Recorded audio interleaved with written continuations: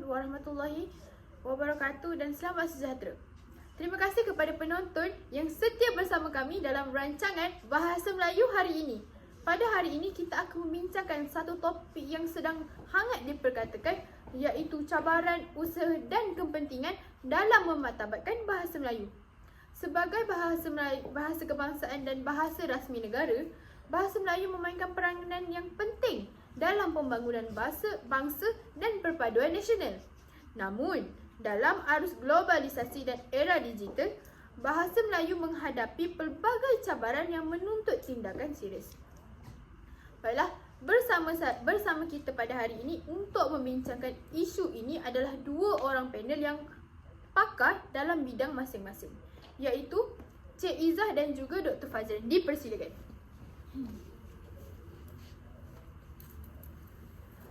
Baiklah, terlebih dahulu Cik Izzah, perkenalkan diri. Okey, nama saya Nurul Izzah binti Muhammad Nawawi dan saya pempengaruh media sosial pada masa kini dan saya aktif dalam tesis bahasa Melayu. Baiklah, nama saya pula Siti Nur Fazrin binti Wahid. Boleh panggil saya Dr. Fazrin. Saya merupakan pensyarah dalam bidang bahasa Melayu di institusi pendidikan Kampus Pendidikan Islam. Ini salah. Tak apa, gurau je boleh. Saya merupakan pensyarah dalam bidang bahasa Melayu di kampus Institusi Perguruan Pendidikan Islam yang pakar dalam bidang bahasa Melayu. Baiklah, tanpa melengahkan masa lagi, marilah kita meneruskan rancangan kita pada hari ini ke agenda yang seterusnya. Kita akan membincangkan tentang cabaran-cabaran yang sering dihadapi untuk memartabatkan bahasa Melayu pada zaman kini. Dalam konteks ini, terdapat beberapa cabaran yang sering dibangkitkan seperti penggunaan bahasa Melayu, penggunaan bahasa rojak, pengaruh media sosial dan kurangnya kesedaran dalam penggunaan bahasa Melayu. Baiklah Cik Izzah, saya ingin menanyakan beberapa soalan. Seperti yang kita sedari dan kita nampak, pada zaman kini anak-anak muda lebih gemar menggunakan penggunaan bahasa rojak. Jadi sebagai pempengaruh media sosial, saya ingin menanyakan apakah punca yang menyebabkan anak muda pada zaman kini lebih gemar menggunakan penggunaan bahasa rojak. Okey. Terima kasih saudara pengacara. Salah satu cabaran utama ialah penggunaan bahasa rojak yang telah dikatakan oleh saudara tadi. Penggunaan bahasa rojak ini yang semakin meluas dalam kalangan rakyat Malaysia, terutamanya generasi muda pada masa kini. Penggunaan bahasa rojak ini merujuk kepada campuran antara bahasa Melayu dan bahasa lain, terutamanya bahasa Inggeris, dalam satu ayat ataupun perbualan. Fenomena ini bukan sahaja merosakkan keaslian dan ketepatan bahasa Melayu, tetapi ia juga mempengaruhi kemampuan kita untuk menguasai bahasa dengan baik, terutamanya dalam situasi formal. Okey, generasi muda pada masa kini menggunakan bahasa rojak antaranya kerana kurang formaliti dalam perbualan harian. Jadi dalam kehidupan sehari-hari mereka, golongan muda mungkin merasa tidak perlu terlalu formal, terutama dalam interaksi sosial yang santai. Mereka lebih mementingkan pemahaman dan kelancaran perbualan berbanding dengan penggunaan tata bahasa yang betul. Seterusnya, generasi muda juga menggunakan kemudahan komunikasi sebagai bahasa rojak. Bahasa rojak membolehkan mereka berkomunikasi dengan lebih mudah dan cepat. Mereka mencampur bahasa berdasarkan perkataan yang paling mudah difahami atau paling tepat yang menggambarkan maksud mereka pada waktu itu, tanpa perlu memikirkan tata bahasa yang formal. Akhir sekali, pada pendapat saya, ia juga dipengaruhi oleh media masa dan teknologi, iaitu platform media sosial seperti Instagram, Twitter dan TikTok, serta budaya hiburan seperti filem ataupun muzik sering mempromosikan bahasa rojak. Bahasa ini lebih santai dan mudah digunakan dalam ruang digital yang menekankan komunikasi yang pantas. Itu sahaja pandangan daripada saya. Baiklah, saya setuju dengan pandangan yang diutarakan oleh Cik Izzah sebentar tadi. Seperti yang kita tahu, penggunaan bahasa rojak ni semakin hari semakin berleluasa. Jadi mungkin itu adalah punca kenapa anak muda lebih gemar menggunakan penggunaan bahasa rojak. Baiklah, sebentar tadi kita telah mendengar pendapat daripada Cik Izzah yang jiwanya lebih dekat dengan jiwa anak muda. Sekarang kita akan mendengarkan pula pandangan dan pendapat daripada Dr. Fazreen yang mahir tentang bahasa Melayu. Jadi apakah pandangan doktor? Baiklah, pada pandangan saya pula, bahasa rojak terjadi disebabkan oleh media sosial yang memberi pengaruh yang sangat besar terhadap anak muda. Hal ini dikatakan demikian kerana media sosial kini memainkan peranan besar dalam kehidupan harian kita. Contohnya, media sosial cenderung menggalakkan penggunaan bahasa yang ringkas, tidak formal dan seringkali tidak mengikut tata bahasa yang betul. Hal ini disebabkan oleh sifat platform ini yang mengutamakan kelajuan dan singkatan dalam penyampaian mesej.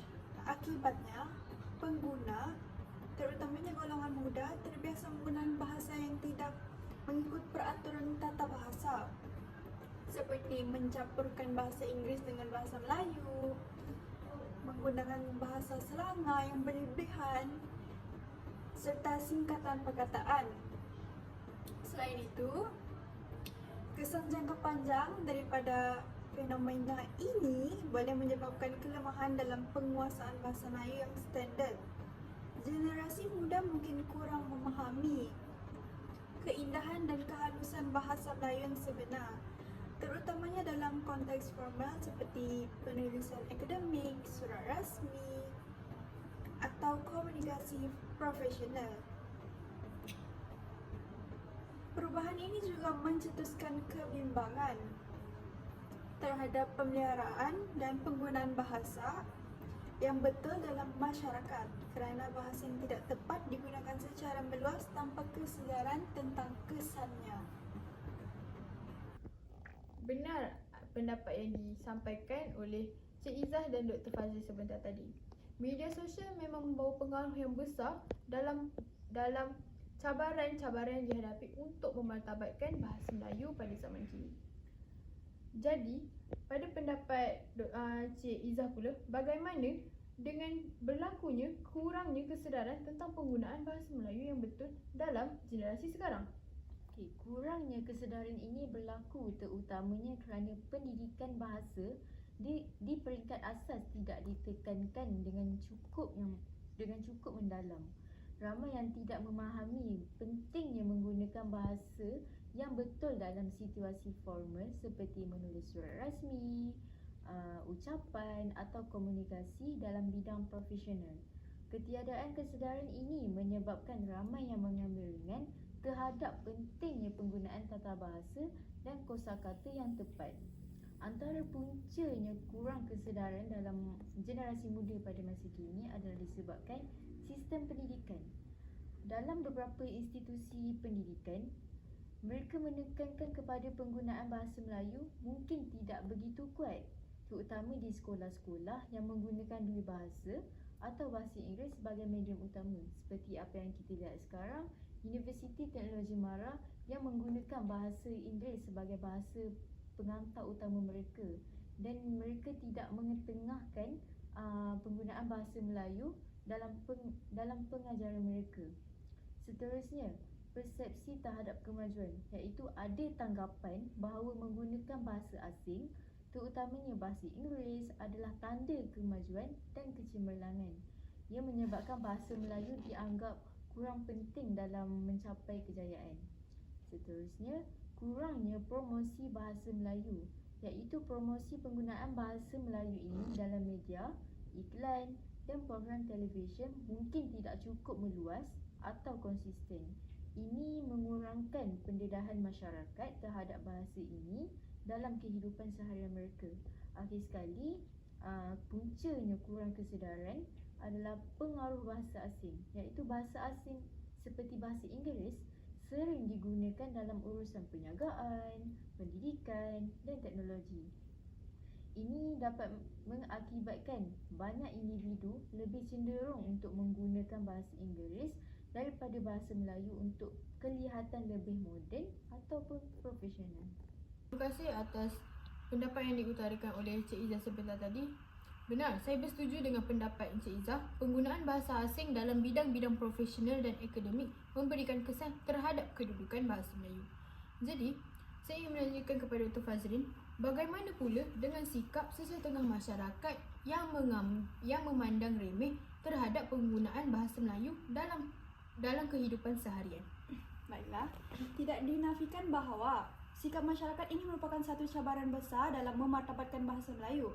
Hal ini dikatakan demikian kerana terdapat segelintir masyarakat yang memandang rendah terhadap kemampuan bahasa Melayu, menganggapnya sebagai bahasa yang kurang berprestij. Lebih membimbangkan lagi, terdapat pandangan bahawa bahasa Melayu tidak setanding dengan bahasa-bahasa lain, khususnya dalam bidang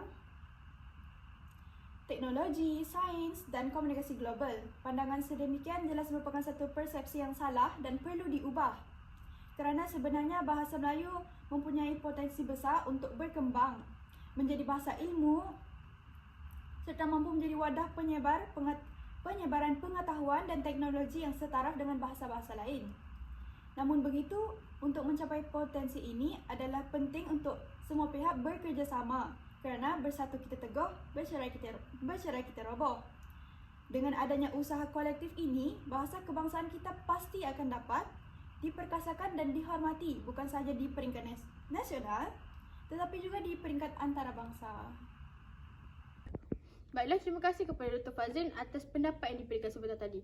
Saya bersetuju dengan pendapat yang diutarakan oleh Dr. Fazrin sebentar tadi kerana dapat dilihat sesetengah ibu bapa lebih gemar mendidik anak mereka untuk menggunakan bahasa Inggeris dalam komunikasi seharian. Contohnya, pelakon terkenal iaitu Hairul Azrin dan Hani Zalika. Mereka menerapkan penggunaan bahasa Inggeris dalam penggunaan seharian. Jadi pada pendapat saya, ianya merupakan perkara yang tidak wajar digunakan kerana kita perlu memartabatkan bahasa Melayu pada zaman sekarang. Baiklah, seterusnya kita akan membincangkan pula tentang usaha-usaha yang boleh dilakukan untuk memartabatkan bahasa Melayu. Baiklah Cik Izzah, bolehkah anda kongsikan bagaimana usaha untuk mengadakan kempen kesedaran dalam memartabatkan bahasa Melayu?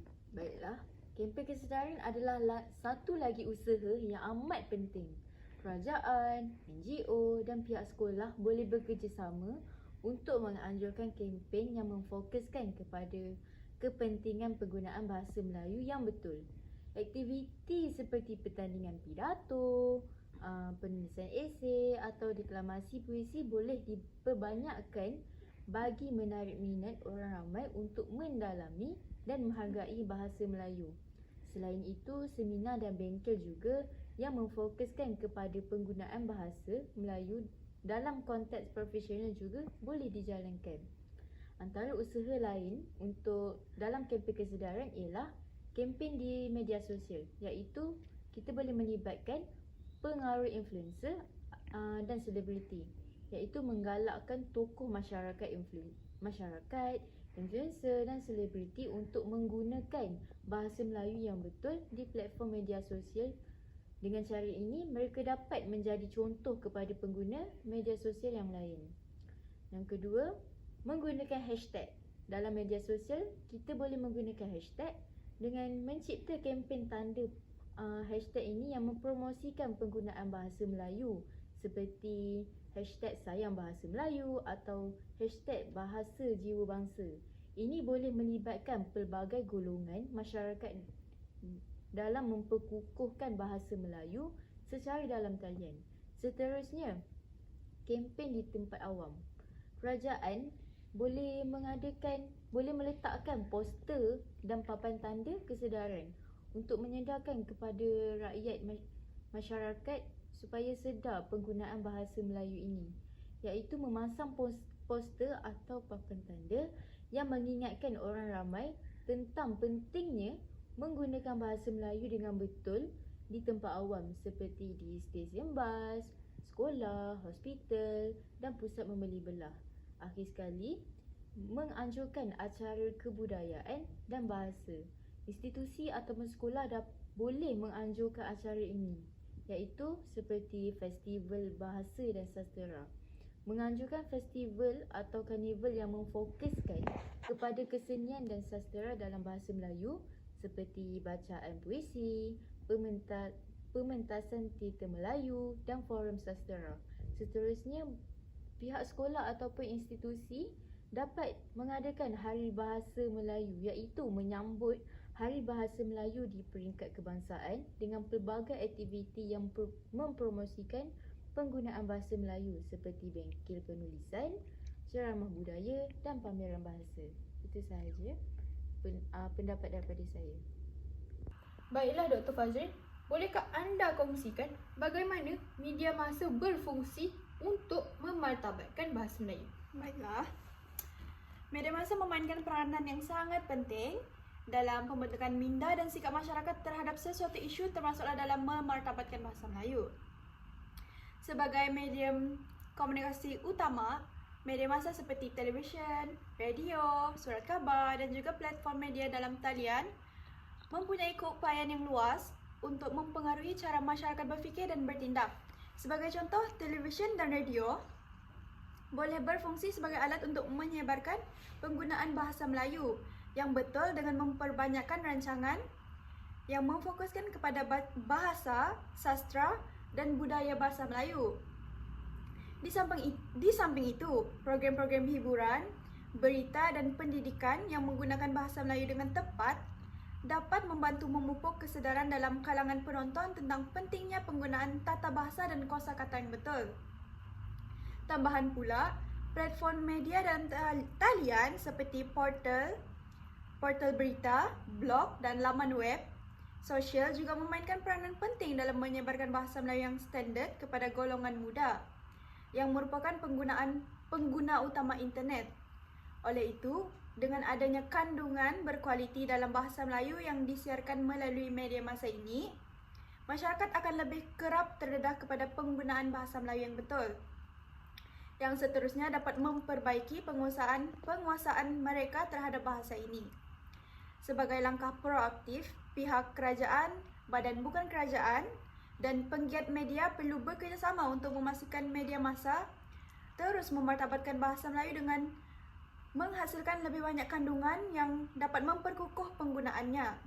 Sebagai contoh, rancangan seperti dokumentari sejarah, filem pendek, drama bersiri, atau perbahasan ilmiah dalam bahasa Melayu boleh dianjurkan secara lebih kerap untuk memberi peluang kepada masyarakat memperkayakan kosakata mereka dan mempelajari cara penggunaan bahasa Melayu dengan lebih tepat lagi. Baiklah, sebentar tadi kita telah mendengarkan usaha untuk memartabatkan bahasa Melayu dengan penggunaan media massa. Jadi, Dr. Fazrin, bagaimana pula dengan peranan ibu bapa dalam mengajar anak-anak tentang penggunaan bahasa Melayu yang betul? Seperti yang kita tahu, seperti yang dibincangkan sebentar tadi, antara cabaran yang dihadapi untuk memartabatkan bahasa Melayu ialah kurangnya didikan penggunaan bahasa Melayu di rumah. Jadi, apakah usaha untuk atasi cabaran tersebut? Okey. Untuk memartabatkan bahasa Melayu, ibu bapa memainkan peranan yang amat penting untuk mendidik anak-anak mereka. Hal ini kerana pengajaran bahasa Melayu yang betul perlu bermula dari rumah. Hal ini kerana melentur buluh biarlah dari rebungnya. Okey. Ibu bapa perlu menunjukkan teladan dengan menggunakan bahasa Melayu yang tepat dalam perbualan harian di rumah. Selain itu, mereka juga boleh membiasakan anak-anak dengan bahan bacaan dalam bahasa Melayu seperti buku cerita dan majalah, serta memastikan anak-anak terlibat dalam aktiviti yang memperkukuhkan penguasaan bahasa ini. Jadi di sini jelaslah bahawa ibu bapa memainkan peranan yang penting kerana ibu bapa boleh membelikan anak-anak mereka buku bahasa Melayu. Jadi mereka akan terbiasa dengan penggunaan bahasa Melayu di rumah. Selain daripada melakukan usaha dari segi media massa, peranan ibu bapa melakukan kempen kesedaran, terdapat lagi satu lagi usaha yang boleh dilakukan. Baiklah Cik Izzah, apakah peranan institusi yang boleh pihak institusi lakukan untuk menerapkan penggunaan bahasa Melayu?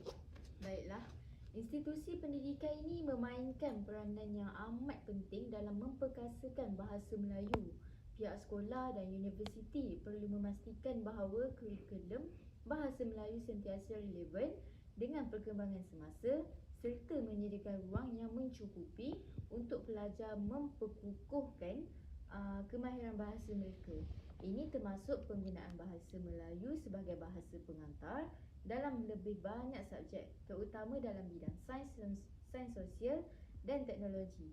Selain itu, penganjuran program-program berbahasa Melayu seperti perbincangan ilmiah, seminar dan persidangan juga boleh membantu meningkatkan kesedaran tentang kepentingan bahasa lain.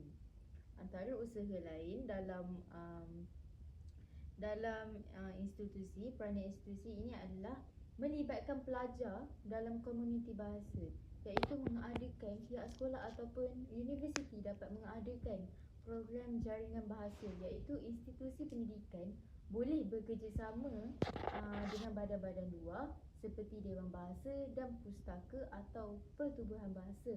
Ini adalah untuk mengadakan ceramah, bengkel atau program khidmat masyarakat yang mempromosikan penggunaan bahasa Melayu. Selain itu, institusi juga boleh dapat mengadakan penggunaan bahasa Melayu sebagai medium komunikasi, iaitu menjadikan bahasa pengantar dalam pengajaran. Di sekolah dan universiti, bahasa Melayu perlu dijadikan bahasa pengantar dalam pengajaran dan pembelajaran untuk memastikan pelajar membiasakan diri dengan bahasa ini dalam konteks formal dan profesional. Baiklah, sebentar tadi kita telah membincangkan tentang cabaran dan usaha untuk memartabatkan bahasa Melayu. Sekarang mari kita memfokuskan pula kepada kepentingan memartabatkan bahasa Melayu dalam kalangan masyarakat. Baiklah Cik Izzah, bolehkah anda terangkan kepada saya bagaimana bahasa Melayu dapat memupuk perpaduan dalam kalangan masyarakat? Sudah pasti. Okey. Cara untuk memupuk kepentingan memupuk perpaduan dalam kalangan masyarakat ni adalah iaitu menggunakan bahasa Melayu sebagai bahasa kebangsaan, iaitu mempunyai peranan penting dalam menyatukan pelbagai kaum di Malaysia. Seperti yang kita tahu, dalam Malaysia ni terdapat pelbagai kaum seperti kaum Cina, kaum India dan sebagainya. Dengan berkongsi bahasa yang sama, rakyat Malaysia dapat berkomunikasi tanpa halangan bahasa. Ini membantu untuk mengurangkan jurang komunikasi antara kaum dan seterusnya memupuk perpaduan dalam kalangan masyarakat. Oleh itu, kita dapat menjadikan bahasa Melayu sebagai bahasa budaya dan warisan, iaitu kita dapat berkongsi budaya melalui bahasa, iaitu bahasa Melayu adalah penghubung kepada warisan budaya yang kaya, termasuk kesusasteraan, adat resam dan sejarah Melayu. Dengan menghayati dan mempelajari bahasa Melayu, rakyat Malaysia dapat berkongsi pemahaman tentang budaya yang bersatu di bawah satu bahasa. Seterusnya dapat menganjurkan acara kebudayaan, iaitu acara kebudayaan yang menggunakan bahasa Melayu seperti deklamasi puisi, pementasan teater tradisional dan forum budaya. Boleh mempertemukan pelbagai lapisan masyarakat. Ini membantu untuk mengukuhkan rasa kebersamaan melalui kefahaman bersama terhadap budaya tempatan. Seterusnya, menggunakan bahasa Melayu dalam sektor awam dan urusan rasmi. Bahasa rasmi dalam pentadbiran antaranya. Dalam sektor awam, bahasa Melayu digunakan untuk semua urusan rasmi, termasuk surat menyurat, dokumen rasmi dan komunikasi antara agensi. Ini memastikan keterlibatan semua pihak dan memudahkan perhubungan antara kaum dalam sistem pentadbiran negara. Seterusnya, menggunakan bahasa dalam media dan hiburan. Media massa seperti radio, televisyen Dan filem yang menggunakan bahasa Melayu dapat menyatukan rakyat daripada pelbagai kaum dalam menikmati kandungan yang sama. Ini boleh membina persefahaman dan toleransi melalui penyebaran budaya dan nilai bersama. Seperti yang kita tahu, dalam televisyen terdapat bahasa-bahasa yang ditunjukkan kepada kita. Oleh itu kita boleh tahu bahasa dan etnik bahasa lain, bukan sahaja bahasa Melayu tapi bahasa Inggeris, bahasa Cina dan sebagainya. Seterusnya, kita menjadikan bahasa sebagai alat komunikasi bersama, iaitu bahasa pertuturan yang memudahkan untuk berkomunikasi, iaitu bahasa Melayu bertindak sebagai bahasa penghubung yang membolehkan semua rakyat Malaysia tanpa mengira kaum dan latar belakang etnik berkomunikasi antara satu sama lain. Ini penting dalam mencipta persekitaran sosial yang inklusif dan harmoni. Seterusnya, menggunakan bahasa Melayu ni di tempat awam dan formal. Penggunaan bahasa Melayu di tempat awam seperti sekolah, pejabat kerajaan serta dalam media dan komunikasi massa memastikan semua lapisan masyarakat boleh berinteraksi dan memahami satu sama lain dalam satu bahasa yang sama. Baiklah, sebentar tadi kita telah membincangkan tentang cabaran dan usaha untuk memartabatkan bahasa Melayu. Sekarang, mari kita fokuskan pula kepada kepentingan memartabatkan bahasa Melayu dalam kalangan masyarakat. Bahasa Melayu memang penting sebagai alat perpaduan. Walau bagaimanapun, bagaimana pula dengan peranannya sebagai alat komunikasi rasmi? Boleh Dr. Fazrin terangkan? Baiklah, sudah terang lagi usul bahawa bahasa Melayu ini sering digunakan dalam urusan rasmi. Jadi di sini bahasa Melayu ini dianggap sebagai bahasa rasmi dan ini merupakan kepentingan bahasa Melayu. Bahasa Melayu memainkan peranan yang sangat penting dalam urusan pentadbiran, undang-undang dan komunikasi rasmi negara. Dalam konteks ini, penggunaan bahasa Melayu yang betul dan konsisten dalam semua dokumen rasmi termasuk undang-undang, surat menyurat kerajaan dan pelbagai jenis komunikasi institusi awam adalah sangat penting. Oleh itu, adalah perlu untuk memastikan bahawa bahasa ini terus diperkukuhkan dalam sektor awam dengan memberikan latihan dan sumber yang mencukupi kepada penjawat awam tentang cara menggunakan bahasa Melayu secara profesional dan berkesan. Di samping itu, langkah-langkah ini akan membantu semua rakyat tanpa mengira latar belakang untuk memahami dan mengakses maklumat penting dengan lebih mudah dan jelas. Sebagai contoh, apabila dokumen rasmi seperti laporan kerajaan, pengumuman awam dan undang-undang ditulis dalam bahasa Melayu yang standard dan mudah difahami, ia dapat mengurangkan kekeliruan dan memastikan bahawa semua warga negara dapat mengikuti perkembangan terkini dan memahami hak serta tanggungjawab mereka. Selain itu, jika bahasa Melayu kekal sebagai bahasa rasmi yang kuat dan dihormati, ia dapat menjamin keadilan komunikasi untuk semua lapisan masyarakat. Hal ini adalah kerana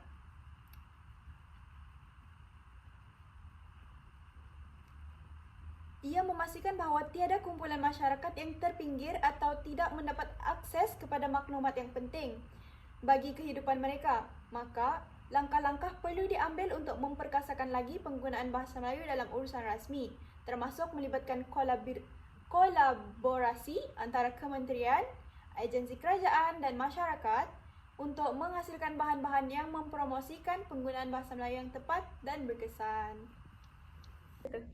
Baiklah, terima kasih kepada Cik Izzah dan juga Dr. Fazrin atas pandangan yang sangat bernas dan mendalam tentang cabaran, usaha dan juga kepentingan dalam memartabatkan bahasa Melayu.